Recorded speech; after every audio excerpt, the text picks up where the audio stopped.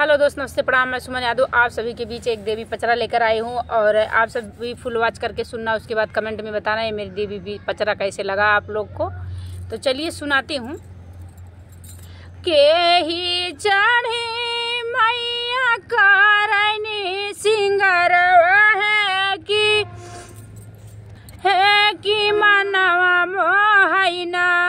वन कई मोहनी सूरतिया है कि मनवा मोहना मैया कई मोहनी सूरतिया है कि मनवा मोहना शेरवा चढ़ी मैया करनी सिंगरवा है कि मनवा मोहना है कि मनवा मोहना वन कई मोहनी सूरतिया है कि मनवा मोहना वन कई मोहनी सूरतिया है कि मनवा मोहना पन घट पे ठाढ़ी मालिन करनी रजिया है कि जैसे मैया ना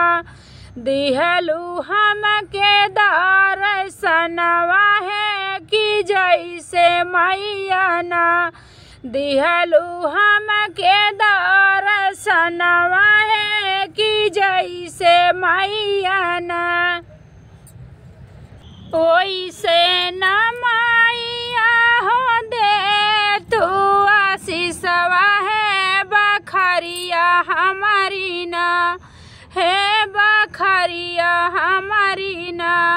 मैया दे तू जुड़वाई है बखरिया हमारी ना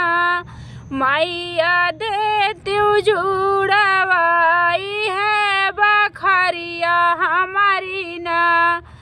मालिन कैया रजिया सोनी मैया मुस्कानी हो कि देवई लागिना हो कि देवई लागिना मैया मुख भरया सिसवा हो कि देवई लागिना मैया मुख भरया सिसवा हो कि देवई लागिना घरवा में बढ़ई मालिन धाना दावलतिया हो बाहरवा बढ़ईना हे बाहरवा बढ़ईना मालिन खेत खारी हनवा है बाहरवा बढ़ईना मालिन खेत खाली हनवा है बाहरवा बढ़ईना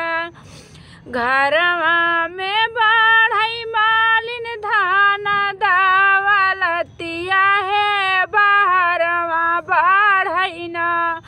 हे बाहरवा बढ़ईना मालिन खेत खारी हनवा है बाहरवा बढ़ईना